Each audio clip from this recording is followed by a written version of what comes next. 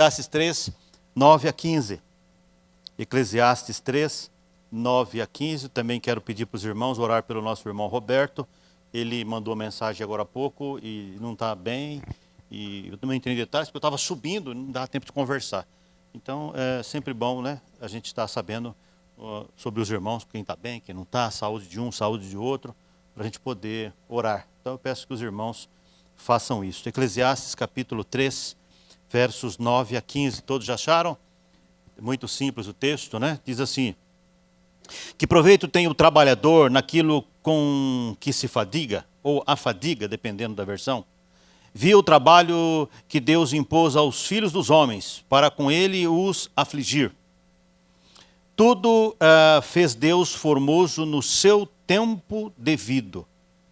Também pôs a eternidade no coração do homem, sem que este possa descobrir as obras que Deus fez desde o princípio até o fim.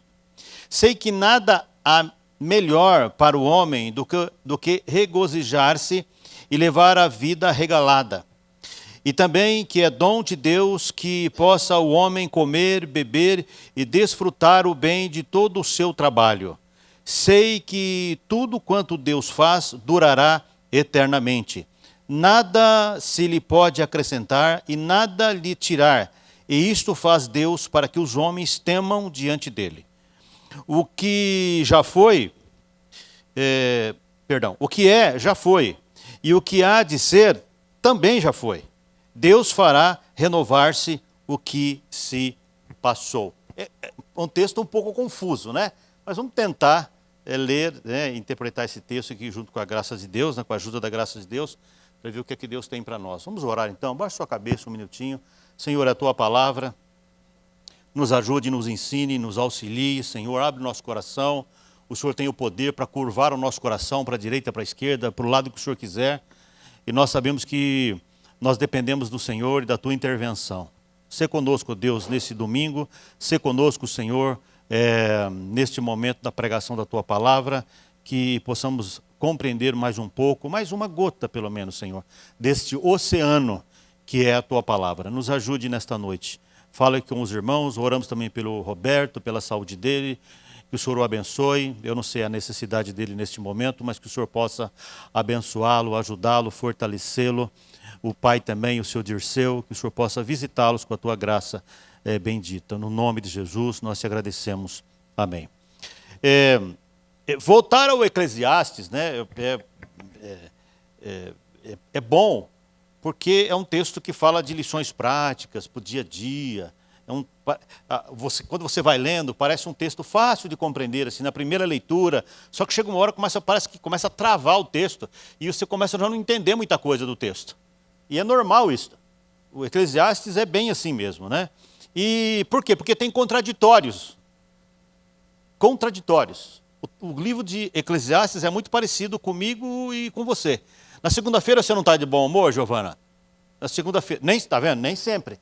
Mas na terça você já vai estar bem de bom humor. Na quarta, está de mau humor de novo. Na quinta, está de bom humor outra vez. Na sexta, está de mau humor. E no domingo, está de mau humor, às vezes, está de muito mau humor. Domingo está bem. Então está bom. Tem época que nós estamos cheios de amor para dar. Ou não é? É porque eu amo, porque eu amo, porque eu amo. E de repente, eu não quero ver ninguém. Não quero ver ninguém. O livro de Eclesiastes é muito parecido conosco. Por isso que ele é assim, porque ele estampa a nossa natureza. Ele é divino exatamente por isso, porque ele estampa a minha natureza e a natureza da Giovana, que é desse jeito, contraditório. Faz parte, né, Sandra? Então a Sandra também é assim. Eu só vou dar um exemplo aqui, bem pequenininho, que nós inclusive já lemos, para a gente entender essa questão do contraditório e por que isso é importante no livro, né?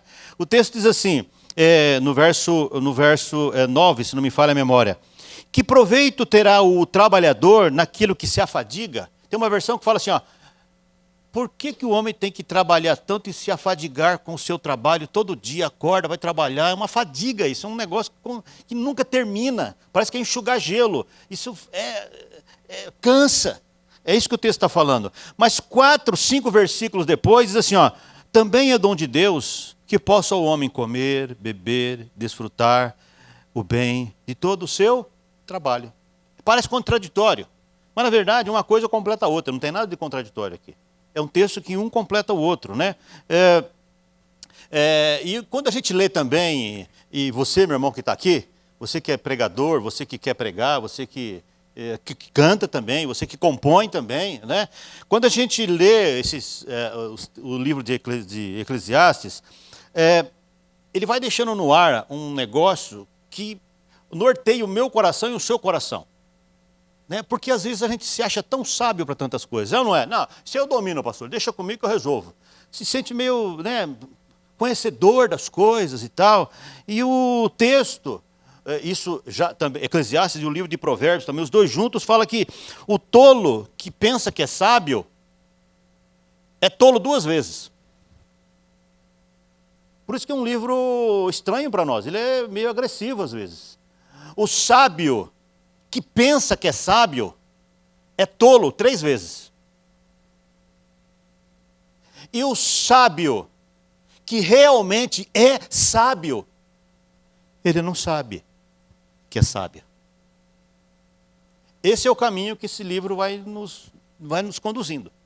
E quando você começa a pegar isso, né, sentir isso do livro de Eclesiastes, a gente começa a compreender por que Deus escreveu esse texto. Então, esse texto também, estou só fazendo uma introdução, porque para você daqui um pouco, viu, Daniel, você vai fazer uma devocional aqui, alguma coisa, num culto, num lar, você vai querer pregar Eclesiastes, então tem que tomar um pouco de cuidado, porque o livro de Eclesiastes é mais ou menos como um terreno com areia movediça. Quem sabe o que é areia movediça? Quem já viu? É onde você vai andando num terreno assim, de repente, afunda, é um barro.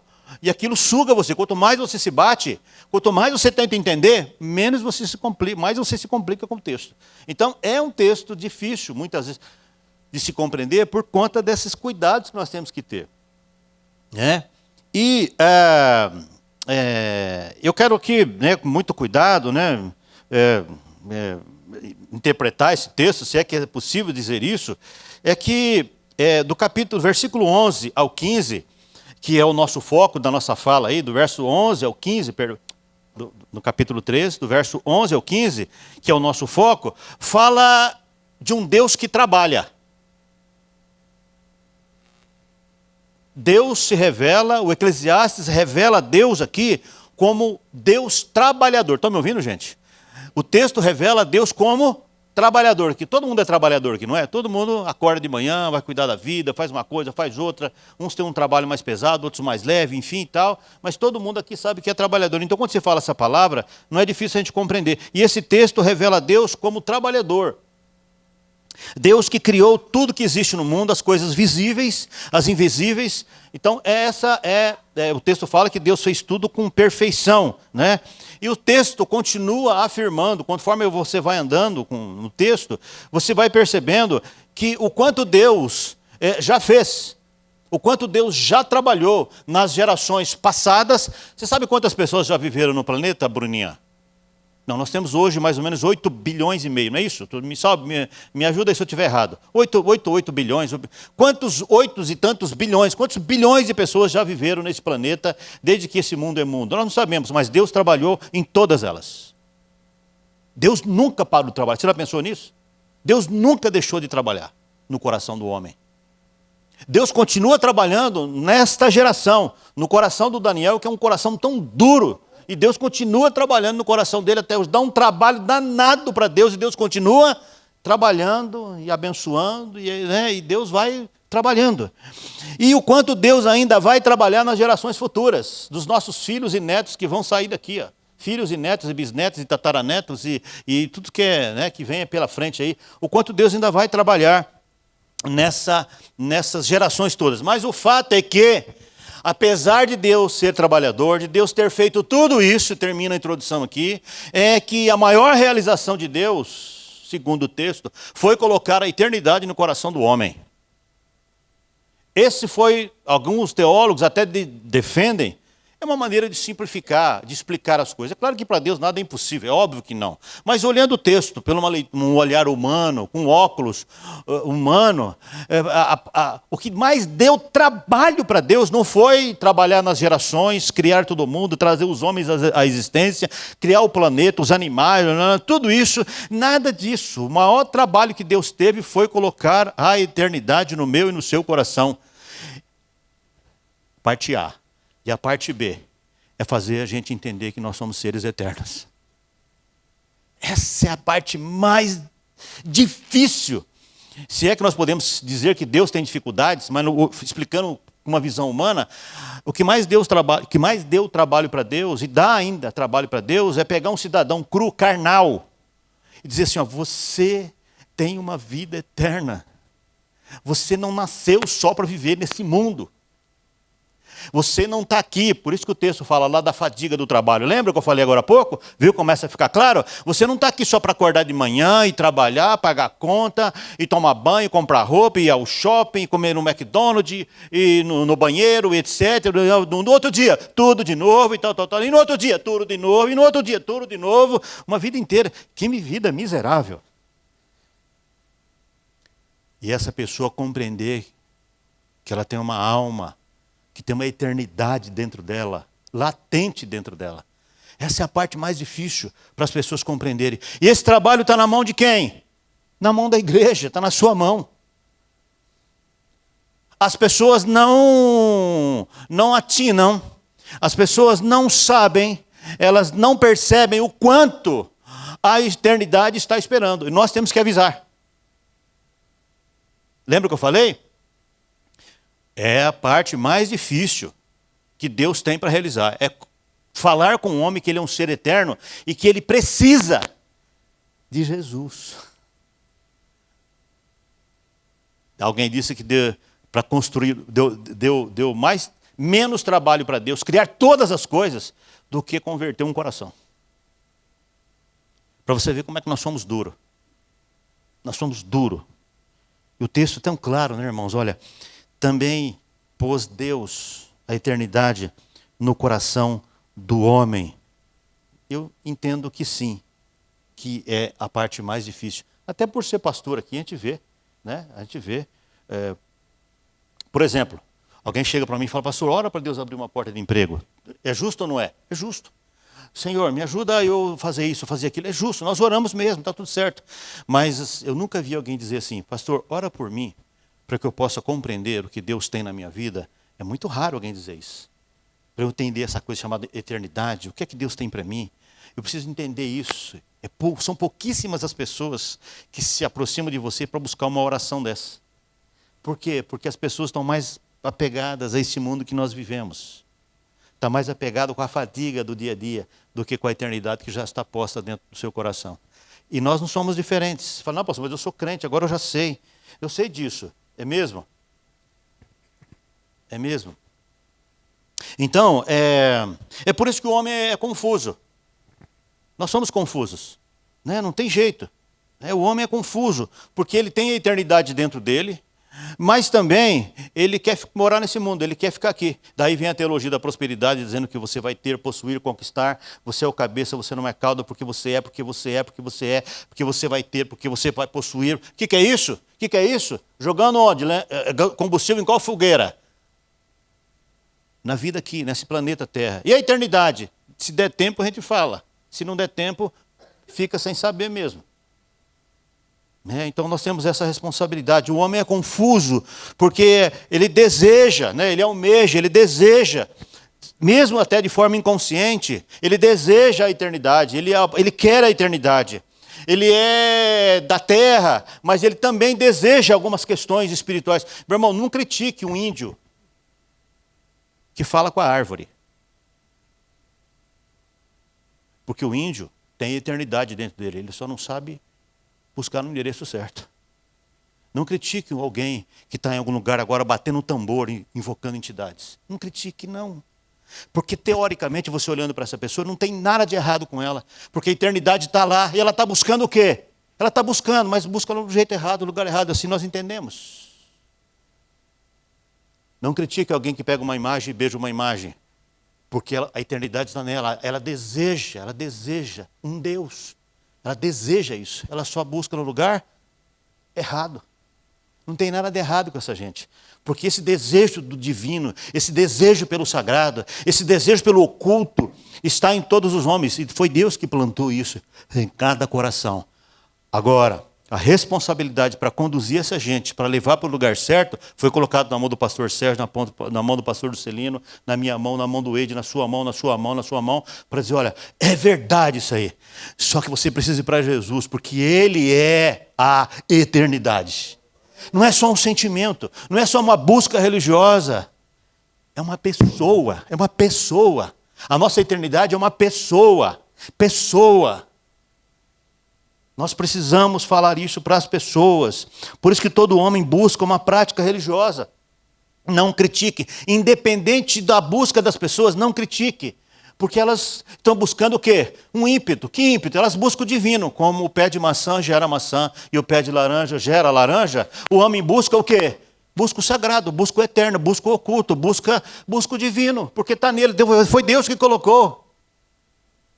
Nós precisamos compreender isso. Às vezes eu vejo alguns irmãos, pastor, esse irmão aí faz tal coisa, e critica a religião do cara. Deixa, ele não está errado. Na prática, no sentido do ser existencial. Ele está buscando o que Deus colocou nele, ele está seguindo um ímpeto, uma direção que Deus colocou nele. Ele só está buscando o lugar errado. E você agora, sim, tem a responsabilidade de avisar que ele está buscando o lugar errado. Aí sim, mas não critique. Esse é o nosso chamado. Então todos nós nascemos com a eternidade em nós, mas o fato é que nós não sabemos chegar lá. Se Jesus não se revelar a mim e a você, inclusive você que está aqui na igreja, meu irmão, se você não conheceu Jesus ainda, você está aqui porque você tem o eterno, buscando a eternidade dentro de você. Você vê, eu preciso oculto ouvir uma palavra, ok, joia, maravilha. Você está buscando o quê? Você está vindo no ímpeto daquilo que Deus colocou em você. Mas se você não conhece Jesus, ainda está em trevas, como qualquer pessoa. Porque a igreja evangélica não salva ninguém. O evangelicalismo não salva ninguém. Jesus não é evangélico. Jesus não é espírita. Jesus não é do candomblé. Jesus não é, seja lá o que for. Jesus não é. Jesus é uma pessoa. Ele é a eternidade. Ele é a eternidade. É para ele que nós temos que ir. É neles que nós temos que buscar. Quer ver um exemplo? O ladrão da cruz. Quer um exemplo mais claro que isso? Senhor, lembra-te de mim quando entrares no teu reino. A eternidade estava no coração do ladrão. Não vai pensar você que o ladrão, quando entra num banco e rouba, ele não sabe que ele está fazendo errado. Ele sabe. Ele não sabe que tem alguém divino que está olhando e percebendo o que ele está fazendo. Ele sabe. Ele sabe. Ele sabe disso. Lembra-te de mim quando entrares no teu reino. Então, o ladrão tinha a eternidade dentro dele. Ele só não sabia como chegar lá. Senhor, lembra-te de mim, quando o Senhor entrar lá, lembra-te de mim, me leva, Senhor, porque eu não sei chegar lá, eu não sei o caminho, e o Senhor precisa me levar. É o Senhor. Ali ele não invoca, ali ele não fala que ele é batista, que ele é assembleano, que ele é pentecostal, que ele é histórico, renovado ou não renovado, nada disso. Ele falou, lembra-te de mim, Senhor. Lembra-te de mim, Senhor. Isso é o que vale, meu irmão. Presta bem atenção. É isso que vale, João Pedro. É isso que vale para vocês dois. O resto é blá, blá, blá, blá, blá. É isso que vale para nós. Um doutor na lei, está no texto. Tem um texto lá. Não precisa abrir. Lucas 10, 25. Um doutor na lei. O homem tinha a Bíblia na mão. Que vergonha. Que vergonha. O homem tinha a Bíblia na mão. Chega para Jesus e fala assim, um certo doutor, diz o texto, um certo doutor da lei disse, mestre. Ainda bem que ele foi educado, né? Pelo menos ele reconheceu que tinha alguém ali que sabia mais do que ele. Mestre, o que farei para herdar a vida eterna? Oh, mas você não tem a Bíblia na mão, meu amigo? Como assim? Como assim? Viu? Bíblia na mão não quer dizer nada. A diferença é que esse doutor na lei foi falar com a pessoa certa. Bíblia na mão no lugar errado é inferno.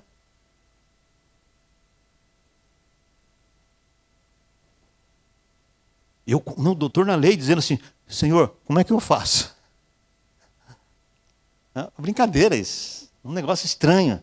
O jovem rico, praticante da lei, ele disse assim, bom mestre, o que eu farei para conseguir a vida eterna? Olha, eu sou bonzinho, eu ajudo os pobres, eu faço isso, eu faço aquilo. E ele começou lá a colocar sua lista de benesses, como ele era bom, como ele era bom, como ele era bom. E Jesus olha para ele e fala, meu amigo, você precisa abrir mão desse negócio aí. Um pouco que isso aí está te impedindo de me enxergar. De me enxergar. O fato, irmãos, é que A eternidade só tem valor quando o eterno está junto. A eternidade, para mim, para você, só tem valor, ela é real, quando o eterno habita nela. Isso que é importante para mim e para você. De novo, o resto é conversa fiada. Conversa fiada, religiosidade barata. Religiosidade barata. Verso 11, de novo, eu li esse texto acho que sei lá quantas vezes. Tudo Deus fez formoso, olha aí, Deus fez tudo formoso, tudo certinho, tudo no seu devido tempo, diz o texto. Também pôs, dá uma ênfase, também pôs a eternidade no coração do homem. Paulo fala algo muito interessante também, e muito nessa direção. Romanos, não precisa abrir, Romanos 2,15 diz assim: estes mostram a lei gravada no seu coração, testemunhando-lhes também na consciência os seus pensamentos mutuamente, acusando-se ou defendendo-se. Ou seja, a eternidade foi posta, está posta no coração do homem. E quando a eternidade é colocada no coração do homem, existe uma consciência do divino estabelecida. Ele pode até não saber quem é, mas existe uma consciência estabelecida. E o texto diz, quer acusando-os, quer defendendo-os. Ou seja, tem um tribunal em cada consciência gerado pela eternidade que foi colocado no coração do homem. Saiba disso.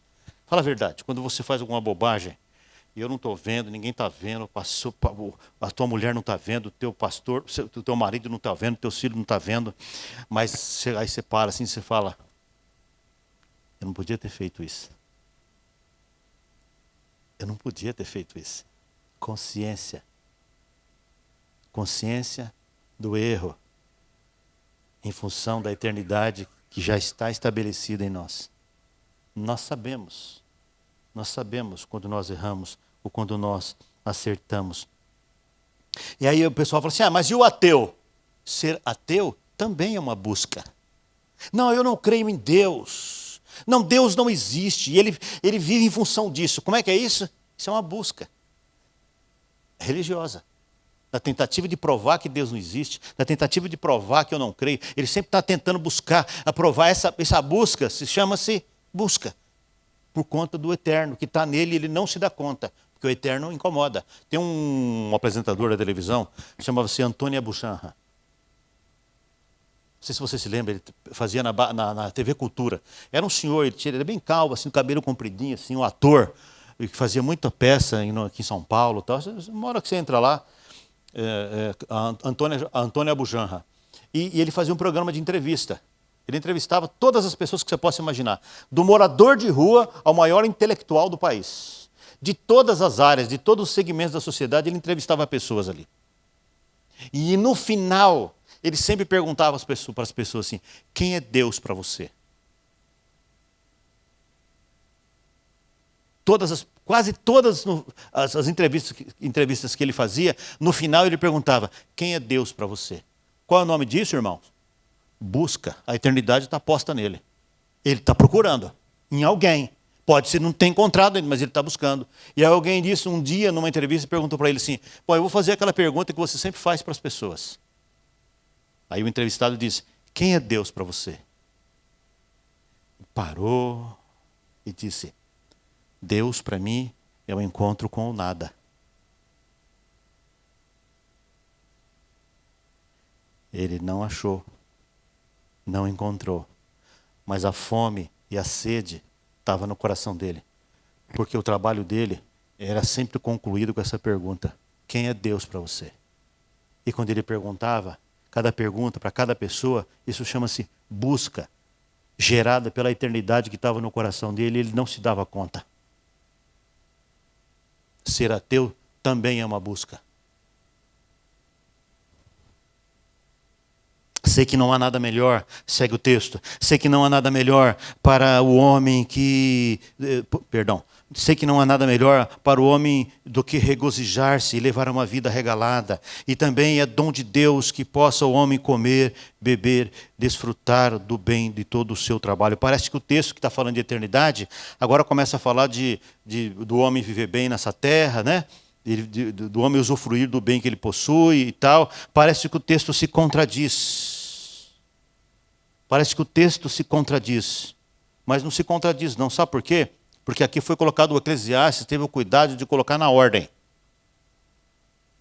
Se dê conta, primeiro, da eternidade que está no seu coração. Depois você se preocupa com as coisas desse mundo. Vou repetir, irmãos. Estão me ouvindo? Se preocupe primeiro com a eternidade que está no seu coração. Essa é a ordem, a sequência.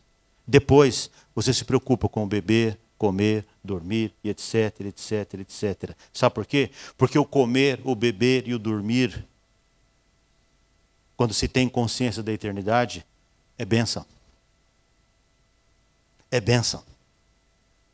Por isso que o texto lá atrás fala que as pessoas que trabalham, sem a consciência da eternidade, o trabalho é o quê? Fadiga. Vou repetir. Quem trabalha, só pensa e não tem consciência da eternidade, vai ficar fadigado em pouco tempo. Mas as pessoas que têm consciência da eternidade, o trabalho dele, o que ele usufrui do trabalho, dos bens do seu trabalho, é bênção, é dom de Deus. Então o meu trabalho e o seu trabalho só é dom de Deus, bênção de Deus. Quando você tem consciência da eternidade no seu coração, presta atenção nisso. Presta atenção nisso. Nossa vida terrena, nossa comida só faz sentido quando a eternidade está no nosso coração. Então Deus plantou a eternidade, mas também nos deu todas as condições para vivermos bem aqui. Uma vida regalada, né? Daquilo fruto do seu trabalho. Este é o processo que Deus tem para nós. É aquilo, né, irmãos, que já está em outros textos, né? Buscai o quê? Primeiro, a mesma ordem. O reino de Deus e toda a sua... E o que depois? As demais coisas vos serão acrescentadas. Tem alguma coisa de diferença do Eclesiastes? Ele não tem nada de contraditório. É a mesma fala. A diferença é que é explicado de um jeito diferente. E eu estou aqui me matando aqui, tentando explicar isso a partir do livro do Eclesiastes. Porque, de fato, não é um texto fácil que parece que está sempre se contradizendo. O fato é que, se nós temos uma teologia que prepara as pessoas para viver bem aqui, para comer, beber, como as pessoas veem pela televisão, tal, quando a gente não dá ênfase na eternidade, nós desevangelizamos a igreja. E é um bom negócio, sabia disso? Tem uma teologia que trabalha só os seus bens daqui, a sua conquista daqui e tal, e trabalha, prepara as pessoas para se dar bem aqui, e raramente fala da eternidade. Quando isso acontece, a igreja é desevangelizada, se é que ela já foi um dia.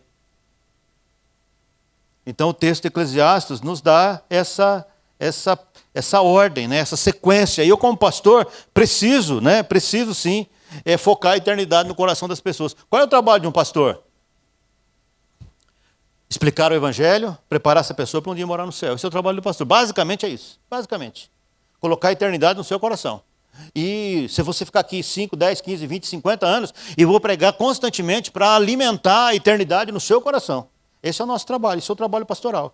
O que, se não for assim, a igreja fica despaternalizada. Os crentes perdem a filiação. Sabe por quê?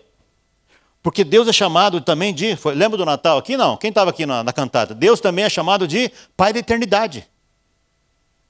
Então, quando eu não foco a eternidade no seu coração, no coração da igreja, eu estou despaternalizando os crentes. Parece confuso o que eu estou falando, né? Mas hoje eu não vim para esclarecer mesmo, eu vim para confundir.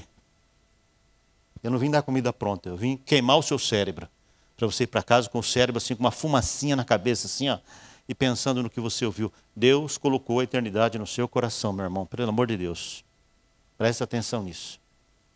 E depois que você tiver real consciência disso, total consciência disso, as outras coisas são bênçãos para nós. É tudo muito bom para nós. É dom de Deus que o homem possa desfrutar do bem que ele usufrui do fruto do seu trabalho. E para encerrar, eu não vou falar muito hoje. Para encerrar mesmo. Verso 11b. O verso 11b diz assim, ó, também pôs Deus a eternidade no coração do homem, sem que este possa descobrir as obras que Deus fez desde o princípio até o fim. É assim que nós vamos caminhar. Você vai descobrir a eternidade em você, nós vamos continuar trabalhando, mas você não tem controle sobre isso.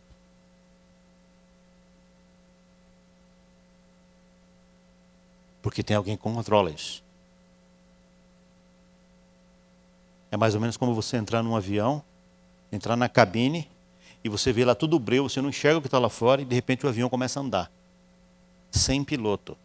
E você ali, você fala, meu Deus, que é isso? Então, essa é a tua vida. Você está indo para a eternidade. Então, sabe o que você faz? Vai lá para o seu lugar, para o assento lá, vai tocar a tua vida, vai trabalhar, vai cuidar da sua vida, vai fazer o que você tem que fazer e descansa. Porque você não tem controle do avião. Isso é caminhar pela fé.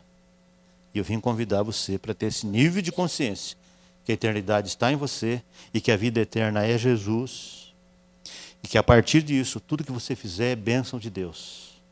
Mas você não tem controle sobre isso. Nunca terá. Não arrisque saber disso. Como é que funciona isso?